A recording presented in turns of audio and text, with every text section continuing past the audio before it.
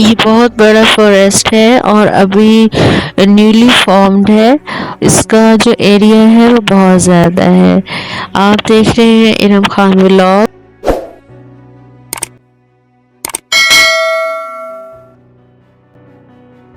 और मैं हूँ इरम। अच्छा, इस पार्क की ख़ास बात ये है कि ये बहुत बड़े इसका एरिया बहुत बड़ा है और यहाँ पर स्विंग्स भी हैं। जैसे अभी ईद गुजरी है तो यहाँ पर बहुत ज़्यादा रश होता है और बाहर पार्किंग का एरिया भी बहुत अच्छा है। चेक एंड बैलेंस और सिक्योरिटी भी बहुत अच्छी है यहाँ पर।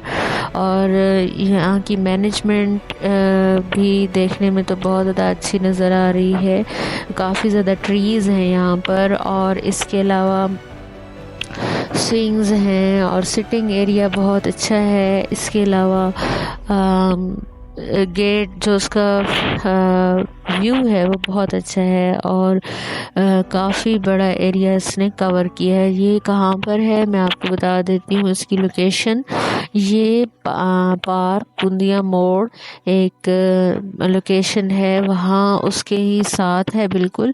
और यहाँ पर 2 रोड्स यहाँ से नज़र आएंगे आपको। एक रोड जा रहा है मुल्तान साइड की तरफ और दूसरा रोड जा रहा है डेरा इस्माइल खान की तरफ। और मैं आज इधर आई हूँ और यहाँ पर मुझे बहुत अच्छा लगा है। अब